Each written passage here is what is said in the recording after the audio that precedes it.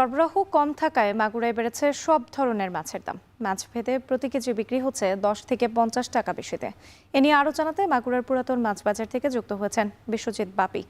বাপি, আজ কোন মাছ কত দরে বিক্রি হচ্ছে এবং কেজি প্রতি যে 10 থেকে 50 টাকা পর্যন্ত বেড়েছে, বিক্রেতারা কি বলছেন এটি নিয়ে?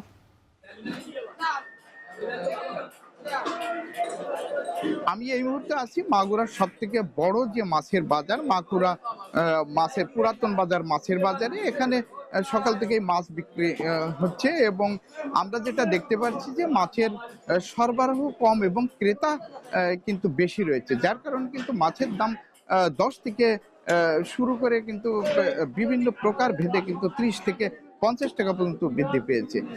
তো যেটা মাছ ব্যবসায়ীরা যেটা জানাচ্ছে, এদিকে খালে বিলে আগে পর্যাপ্ত মাছ ছিল, কিন্তু খালে বিলে বর্তমান পানি শুকিয়ে যাওয়ায় এই মাছের দাম কিন্তু কিন্তু বেড়েছে।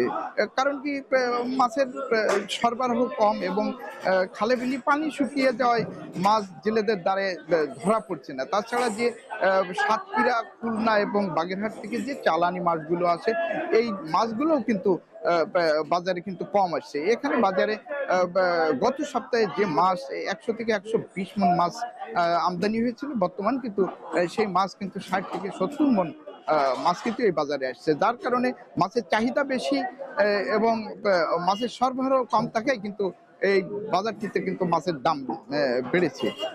তো আমরা যদি মাছের দরের কথা বলি, যে দেশি মাছ যেটা কই, শিং, যে পুঁটি, ট্যাংরা, যে মাছগুলো, যে প্রত্যেকটা মাছই কিন্তু কেজি প্রতি 50 থেকে 50 টাকা কিন্তু দাম বেড়েছে।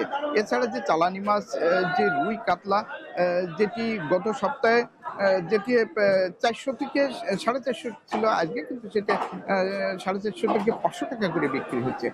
সবকিছু মিলিয়ে কিন্তু মাগুরায় মাছের সরবরাহ কম এবং যার কারণে কিন্তু এই দামটা বেড়েছে। তো এই ছিল মাগুরা পুরাতন বাজার মাছের বাজার থেকে সর্বশেষ রাত্রি। বিশ্বজিৎ বাপি যুক্ত ছিলেন, জানাচ্ছিলেন মাগুরার মাছ বাজারের খবর।